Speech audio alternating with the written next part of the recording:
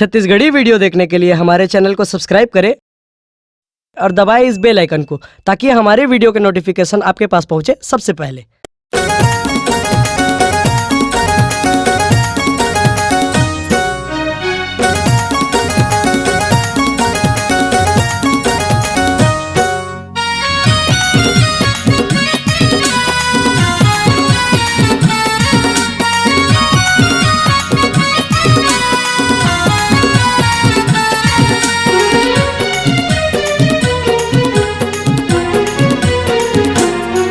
एवो फूल कहना मैया लागे तोर बरना। एवो फूल कहना मैया लागे तोर बरना। हे मोर जानू वो लव यू मोला कही देना। एवो फूल कहना मैया लागे तोर बरना।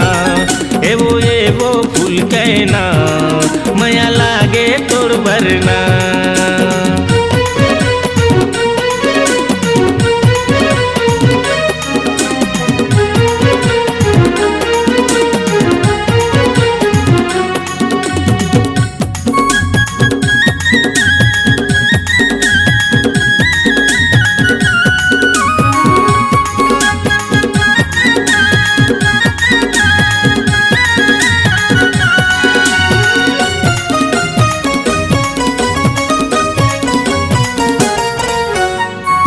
चंदा सही चेहरा तोर फूल जैसे होठ वो, ऐसन रूप तहा पाए।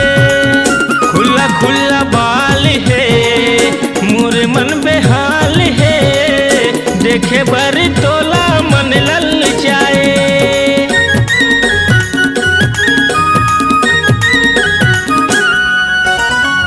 चंदा सही चेहरा तोर फूल जैसे होठ वो, ऐसन रूप तहा पाए। खुला खुला बाल है मोर मन बेहाल है, देखे बर तोला मन ललचाए।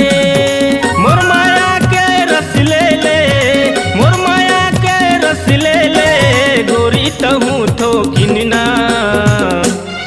एवो फूल कहना मैया लागे तोर बरना। एवो फूल कहना मैया लागे तोर बरना।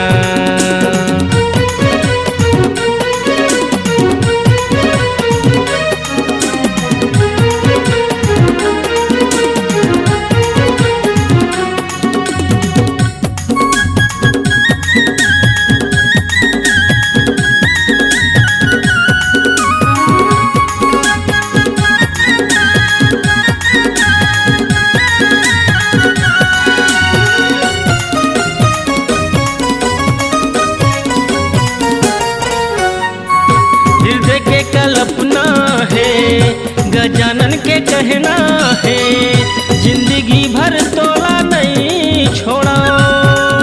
प्रीति के बंधना माँ मोरे घर के अंगना माँ, लाहू तोला मैया ला नहीं तोड़ा।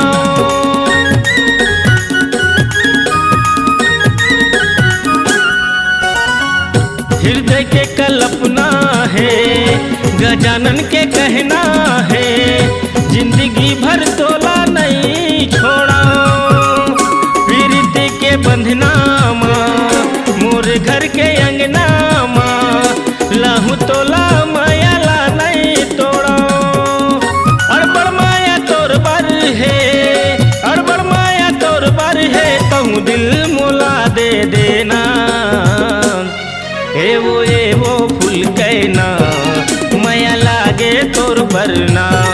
एवो फूल कहना मैया लागे तोर बरना। हे मोर जानू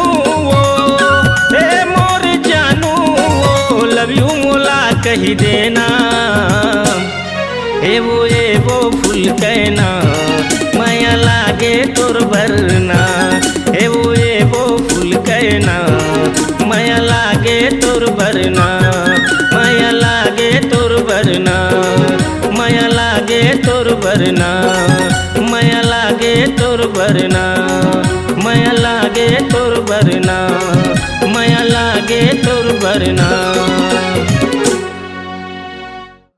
अगर आप अपनी आवाज को एक नया आयाम देना चाहते हैं तो चले आइए मल्टी ट्रैक डिजिटल रिकॉर्डिंग के लिए संपर्क करें HK म्यूजिक कंपनी, कोटा डबरी, चांपा, छत्तीसगढ़।